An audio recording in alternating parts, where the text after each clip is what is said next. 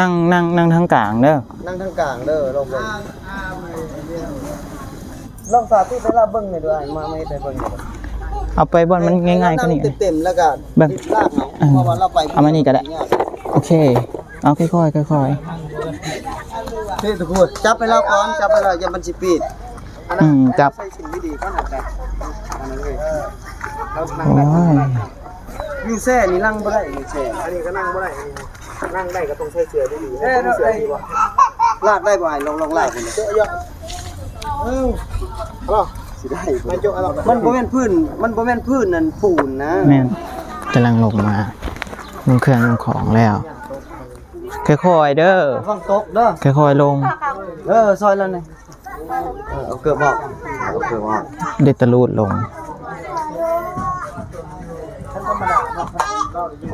แล้วใส่ส่งไหนมักอยู่บ่ส่งนะมักบ่ส่งพ่อเห็นเราแต่แรกสะเทือนใจดีได้พ่อง่ายก็คือกันแล้วตอนนี้พิการแบบบ่ได้พิการแต่เกิดนะย้อนพ่อแม่ตัวเองเฮ็ดเป็นย้อนพ่อแม่ตัวเองเนาะทิ่มแล้วเราเอาไปทิ่มอยู่ป่าอีกก็ยังบ่ฮู้จิตใจก็เจ้าเป็นคนเลยบ่เฮ็ดได้ฮอดปานนั้นนั่นแหละมื้อนั้นเจ้าฮู้บ่มื้อเราให้นั่นเราให้แล้วเป็นยังฮู้เป็นยังได้ก่อนแล้วว่าก็จะเอาชิ้นแล้วแม่นบ่แล้วมื้อนั่นแหละอ้ายซื้อสิ้น5พื้นเนาะแม่น5พื้นแล้วมีน้าสาวเมียน้องว่าน้องเอ้ยสิ้นนั้น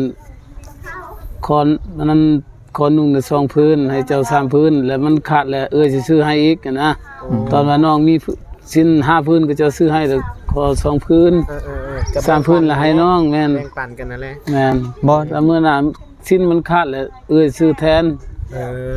ก็ผู้นี้กับบ่มีคือกันต่างคนต่างมีอีกอย่างก็คือเฮาซื้อมาให้ก็ซื้อมาใส่น้ำกันได้อยู่นะกินน้ำให้ก็เอาไว้กินน้ำกันนั่นแหละอยู่น้ำกันเด้เจ้าก็เป็นคนเลี้ยงเราแล้วก็มาลงให้อยู่ลุ่มนะเราให้บ่ป้อยบิลีเราให้ได้ให้ว่ามันนั้นให้ดังบ่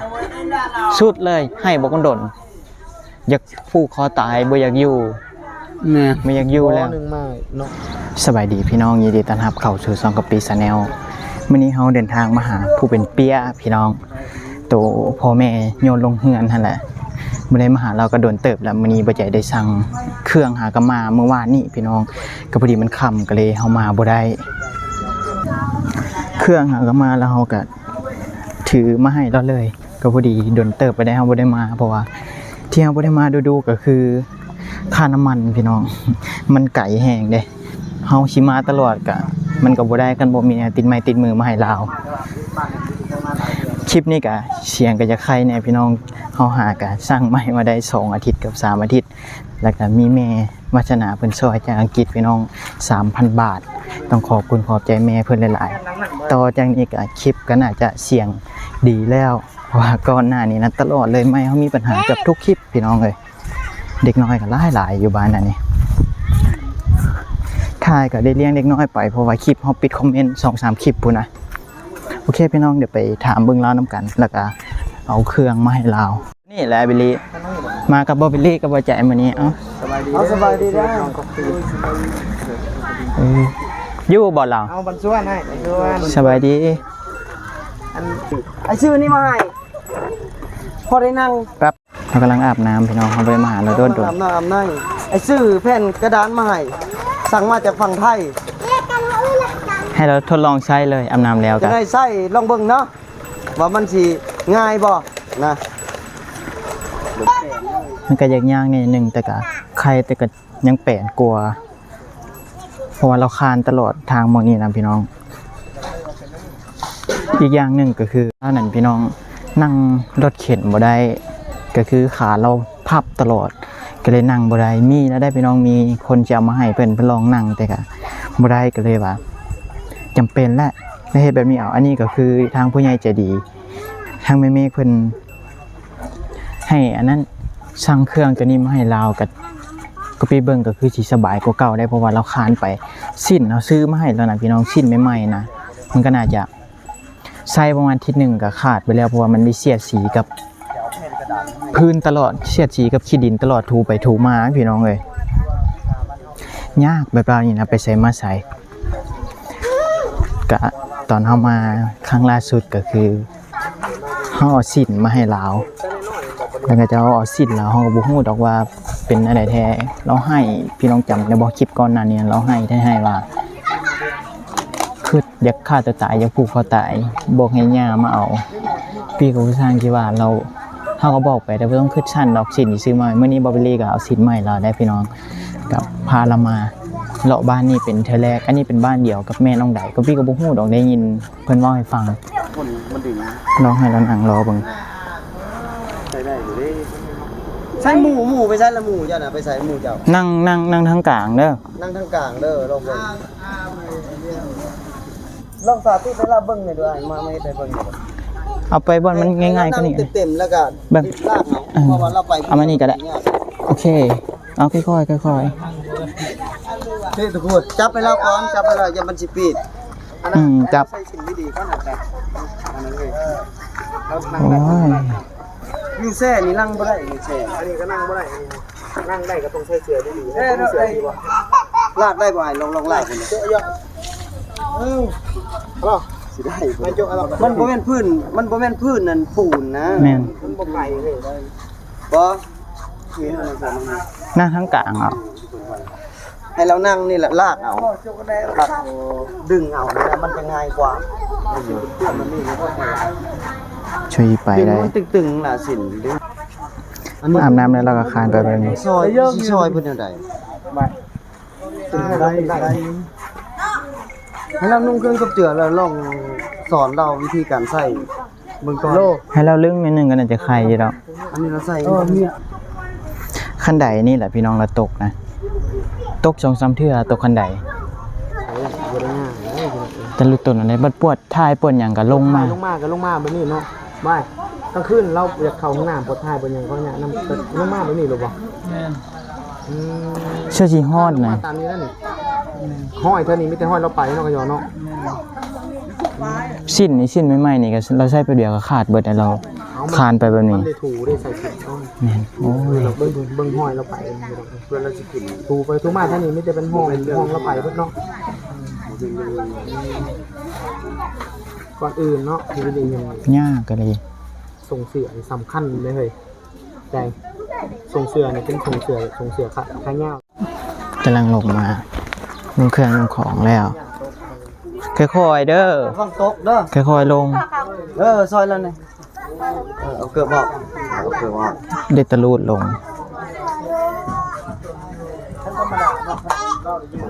แล้วใส่ส่งเลย ใส่ส่งเลยเด้อ มักอยู่บ่ส่งนะ มากบ่ส่งเบิ่งไอ้คอนี่ แล้วเคยนั่งรถเข็นเคยนั่งรอแบบนี้บ่ หากะเห็นในรอแบบนี้เรา แต่ว่ารถเข็นนี่เรานั่งบ่ได้แม่นบ่ โดยนั่งบ่ได้ มี มันน่าจะนั่งยาก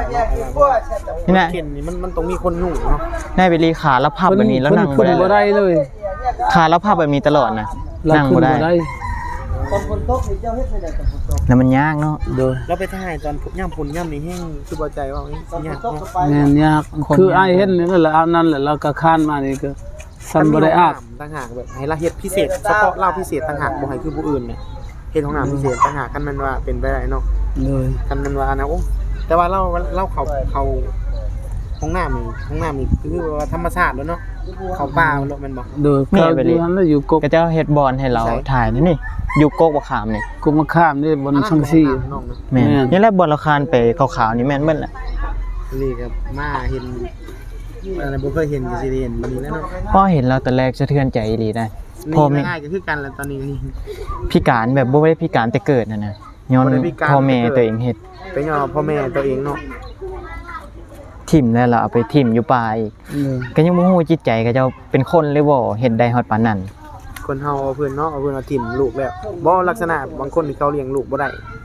ก็เคยมีอยู่ได้คนถิ่มลูกเขาก็เห็นคลิปมันก็เคยมีบ่เขาปะลูกถิ่มลูกบ่อยากดูแลลูกเพราะว่านึงมาภาระการดูแลของเขามันเบิ่งลูกบ่ได้ แม่น แต่ว่าเพื่อนว่าทิมแล้วลักษณะว่า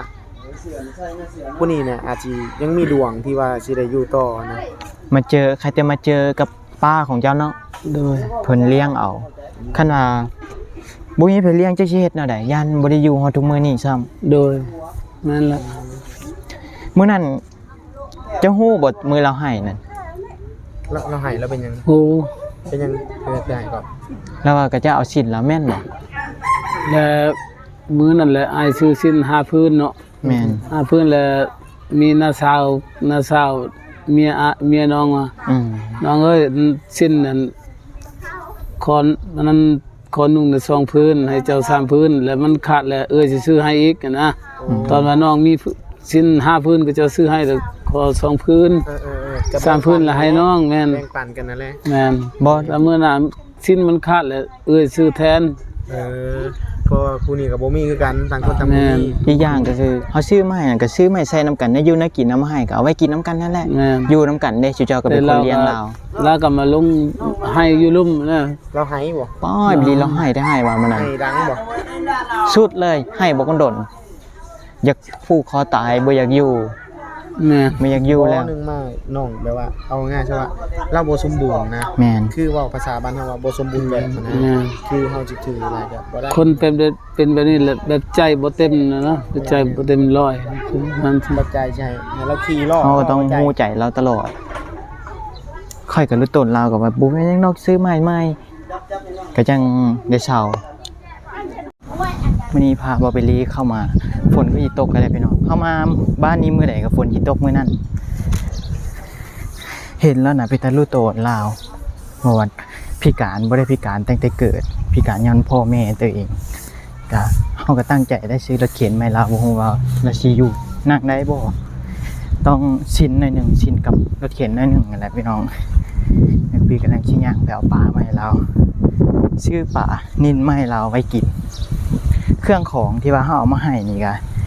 เอาให้ก็จะไว้กินน้ำกันเองนั่นแหละเพราะว่าก็จะอยู่น้ำกันก็คือสิ้นนั่นก็เฮาได้เว้าไปแล้วได้พี่น้องว่าแบ่งกันเด้อคันว่าเฮาไม่5ผืนบ่ได้พี่น้องแบ่งกันใช้เด้อคันมันหลายก็เราก็พัดจักสิว่าได้พี่น้องคนแล้วยังบ่เคยได้จักเทื่อพัดแล้วอยากห่วงของหน่อยนึงก็เราให้ได้ว่าคันบ่ได้เบิ่งคลิปก่อนหน้านี้ก็น่าจะฮู้เนาะพี่น้องก็เข้าใจแล้วอยู่เพราะว่าเฮาหาก็เอาเครื่องมาให้เราเทื่อแรกเด้ตอนนั้นน่ะเดี๋ยวปลาไปให้เราใช่เด้ปะนี่ฝนก็คือสิตกนี่แหละพี่น้องเว้ยก็พอดีพาบาวิลี่เข้ามาเมื่อนี้นะมาเลาะบ้านอันนี้หน่อยนึงพอดีเราเอาชิ้นมาให้เพิ่นตื่มคือ2ผืนที่ว่าน้าสาวเพิ่นเอาไปใส่แล้วเพิ่นก็บ่มีคือกันพี่น้องก็บ่แม่นคนมีได้ผู้เลี้ยงเราหั่นนะก็รู้ตนทั้งสองนั่นแหละเพิ่นก็ทั้งภาระครอบครัวตัวเองแล้วก็ได้มาเบิ่งแล้วแน่เบิ่งนั่นก็บ่แม่นว่าอันนั้นนะพี่น้องงั้นความมักแพงเลยเพราะว่าเบิ่งเรามาตั้งแต่น้อยหอบเลยเมื่อยไหวเลยอากาศมันร้อนลองให้แล้วนั่งรถเข็นเบิ่งบ่ฮู้ว่าแล้วสินั่งได้หรือบ่ก็คันว่านั่งได้ก็สบายแล้วก็อีกอย่างหนึงก็คือเรื่องเฮ็ดไม้เรื่องหาไม้พี่น้องหาไม้ไม่เฮือนช่วงนี้น่ะฝนตกแหละยังหาไม้บ่ได้เทื่อเพราะว่าก็จะขึ้นภูบ่ได้พี่น้องก็ยังน่าจะไว้ๆนี่แหละสิได้เฮ็ดงานเฮ็ดห้องน้ำให้เรานะ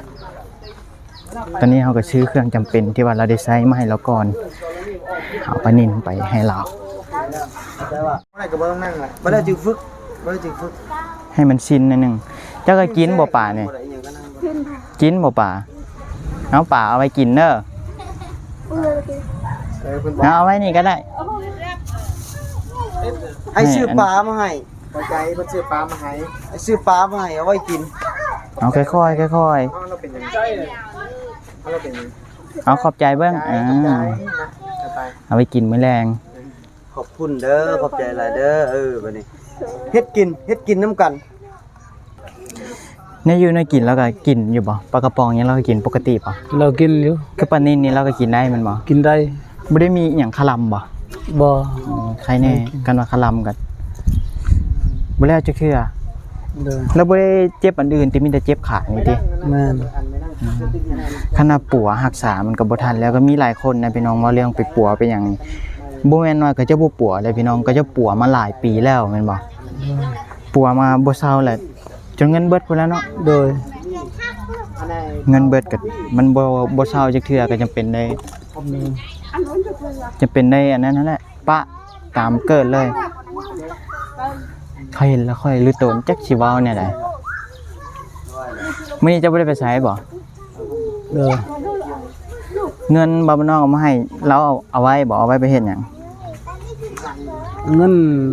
ไปให้แล้วก็มาให้เราซื้อกินซื้อหยัง200,000เดือนนั่นแหละเอาไว้น้ำน้องซื้อข้าวซื้อน้ำ แม่น200,000นั่นก็ยังหลายอยู่ได้เขาว่านะเพราะว่ามีแต่เด็กน้อยมาเล่นน้ำลาว โอ้เด็กหลายคนอยู่ให้เงินเลยมันเถอะกับเด็กน้อยอยู่บ้านก็เล่นก็จะลักเงิน นั่นแหละเขา ลาว คิดยานั่นแหละคันเอาให้เบิดล้านหนึงน่ะยังเขารักเอาหมด แม่ ยามบ่ได้จ่าย200,000ยังหลายอยู่ได้ ปกตินายเทื่อละ 20,000ก็ยังได้มื้อละ 20,000ก็ให้เราไปซื้อบ่เกินนี่ดอกเรื่องข้าวเรื่องน้ำจะเอาไว้เมื่อละบ่ในอยู่ในกินน้ำให้แต่มื้อนั้น ยัง ยังอยู่ เด้อ กินปกติมันบ่ แม่ เอาไว้กินอะไรซื้อมาไว้ให้พวกเจ้ากินน้ำกัน โดย ชิ้นนั่นก็เอาไว้ใช้น้ำกัน แล้วถามคืนบ่ชิ้นนะ เราทามคืน เฮ็ดแนวใดบ่เอาให้เราบ่ ทามคืนเลยเราให้นะเราให้ยืนก็ ให้ แล้วก็เมียน้องส่งคืนเราก็บ่เอาแล้วว่าเราก็เปลี่ยนใจว่าเอาให้เจ้าซะ เรามาคิดได้ ให้เลยแม่น เรามาคิดได้แล้วจังว่าเอาให้ ดีแล้วเรายังอันนั้นก็เอาให้ก็อยากให้ใช้น้ำกันนั่นแหละเพราะว่าอยู่น้ำกันเด้นั่งบ่ได้ซ้ำเราเที่ยง เราอาบน้ำหันแล้วข้ามไปข้างหน้าจะทำบริการที่ต้อง ฉัน การกันลงมาสู่พื้นที่เราทำบริการ เปื้อนหมดเลยได้อาบแป๊บเดียวกัน บางหันกับเพื่อนแล้วนายอันไหนนัดละมืออันน่ะครบ ครบ หรือว่าก๊อปก็ได้ อันวันนึงเปิดเหรอ ตะเบิน วัน ตะเบินตะเบิน อ่ะวันเป็นกล้วย ตะเบินตะเบิน อ่ะวันนม แล้ววันไหนได้ไปเลย เบินเบินเบินเบิน ไอ้มาพี่ไอ้ คือเอาละ มาแปลภาษาอันนี้ เราทำเรื่องมันจนโต เรื่องส้นโต เราทำเรื่องจนโตบ่นะ ไปมีอาจจะเนี่ยไปจะบ้าอื่นก็ไปจะกระได้ไปจะบ้าอื่น จะบอกภาษาลาวได้บ่เคยฟังนำบ่ท่าน คันนี่ คานนี่เจะก็เว้าลาวเอาแหละ วันนี้วัดตรงโคตรสิดิ บัดฮอดยามฝนแห้งอันนั้นได้คันใดหมื่นนี่ยันเราตกอีก ย่ำฝนเนาะว่าย่ำฝนเราก็ตกดุอยู่บ่มื่นดุอยู่บ่ตกดุได้ฝนตกเนาะ เจ็บแล้วเจ็บอีกอะนะ มือติดว่าเลยจ้า ที่ว่าจำเป็นนี่คือลักๆจะเป็นว่าเรื่องเสื้อผ้าเนาะเพราะว่าเราเวลาเราอาบน้ำเลยก็สำคัญชุดนี้คันนี้ก่อนน้ำสบายนี่เนาะทำกัน แล้วเจ็บได้นะสั่นนะ แล้วจุดนี้เอาไม่บอก สั่นมาแล้วต้องเลยเปลี่ยนท่านั่งอะ เปลี่ นะ ยนท่าบ่วันนี้เจ็บบ่คาน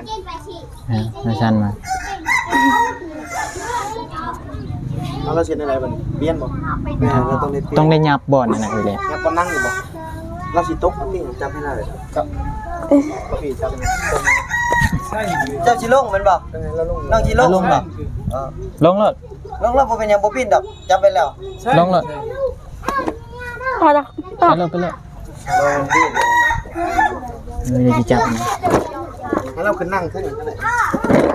ให้บอกเราขึ้นนั่งขึ้นก็ได้มันจังเราบ่เจ็บขึ้นไม่ได้ ยาก โอ้ยปูน้ เจ็บมาอะไรแบบนี้เดี๋ยวนี้ สูงขึ้นพอดให้เราไปพอดผมหลังนี้บอกครับพอดบ่ มีดองมีงานอยู่บ้าน ตอนนี้เรา ไปเบิ่ง มีดองกับขั้นไปเบิ่ง บอกว่ามีงานดองงานยังสิบอกเอาผูกแขนเอาลูกให้เราไปเบิ่งข้ามไป ำโอ้ย ตอนไป ใครอย่างหนึ่งก็คือเรายังมีหมู่นะบัดอยากซื้อขนมอยากอีหยังให้กับเจ้าไปซื้อให้ มีคนไปซื้อให้บอกเป็นเราจะกิน มีหมู่นะเด็กน้อย แล้วก็มีหมูทั้งมีหมูอีกบอก มีเด็กน้อยซ้ำนี่เล่นอยู่แต่ละหมู่เป็น อ๋อเราทำมาอีกมันเล่าบอก คิดว่า เอาเนาะ คิดว่าก็ตั้งแต่ละน้อย เขาเล่นน้ำเรากับเจ้าใหญ่แล้วเขาก็เศร้าเปลี่ยนรุ่นมาตลอดเลย เอาไปว่าหมูรุ่นเดียวกันน่ะง่ายใช่ไหมนี่เขาก็เช่าเล่นน้ำเนาะ 13 14ก็เอาผัวแล้วอยู่เขตชนบท แล้วนั่งดุนๆแล้วสั่นขาเนาะเลยใจ มัน เจ็บ มันทับเส้นไหนไปเลย ไอ้ว่าอยู่ ทับเส้นต้องได้เปลี่ยนท่า แขนครั้งนึงติ่งบ่ได้เลยเนาะ ข้างนี้เราอันนั้นเลยเด้เป็นแบบนี้เลยเด้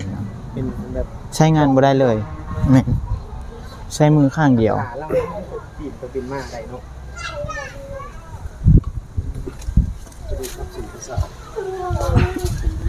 ปัวกับปัวบ่ได้แล้วดันมันก็เจ้าเคยปัวแต่น้อยแล้วมันบ่สะพี่น้องเอ้ยนั่งได้อยู่บ่นี่ วันนี้ นั่งบ่ได้ ได้ ลองอันนั้นมันก็ลองนั่งไปเบิ่งบางเทื่อลึงก็น่าจะใครกว่านี้เจ้านั่งน่ะเจ้านั่งอยู่ระหว่างกลางนี่มองอันนี้นี่เห็น นั่งอยู่นี่มันสิบ่ปีน เลย เขาจะนั่งทางข้างแล้วมันสิปีนมันสิล้ม เลย คันว่าจะมีไม้ให้ก็จะไปให้เด็กน้อยให้หมู่เจ้าไปซอกไม้ให้ก็ได้เจ้าค้ำไม้ไปเอาเด้อ เลย ค้ำไม้ไปมันก็สิคายแน่กินอยู่บ่ปลานั่นกะ กินไปกินป่อง จะเฮ็ดกินเป็นบ่ กินแจ่วกินข้าว อ้าว ไปนารูไปกินข้าวไปกินไหม ซื้อปลามาให้ไปสิกินแจ่ว กินแจ่ บ่กินบ่ปลา มาได้จังไหน หมู่เรามาเล่นน้ำ แต่ก็เอาไตมุ้ยกับบึง จะกินข้าวแล้วมื้อนี้นะ กินมันกินข้าว อาบน้ำซาหัวตลอดเลย กินเราดึงไหน เมื่อไรอย่าซาหัวน่ะ กิน เบิดแล้วบ่ รถเลย ยังจักฮ้อเดี๋ยวนี้ นี่ห้อย ฮะ นี่ห้อย ยังก่อ นี่กังตากินปิ้งข้าวปลาหน้า จะก็ว่าภาษาลาวแน่แหละ ชิล่า คอยมันตึบเลยว่าภาษาจีเจ้านะฝนตกหลายเฮ็ดอะไรบัดนี้ มันตกเลย บัดไปถ่ายไปเบานี่ยากเฮลิได้พี่น้องฝนตก แต่ฝนบ่ตกก็ยังยากแล้ว อันนี้มันเป็นขี้ตมอีกอย่าซาหัวเมื่อล่ะอย่าซาหัวเจ้า โล ยังอยู่บ่เขาซื้อใหม่ละหลายเติบอยู่ได้ ก็เลยเนี่ยเดียว ซาคู่มือพี่น้องละซานะ เดียวละเดียว ฮะ เดียว ว่าภาษาลาวแหละ เดียวจะช็อก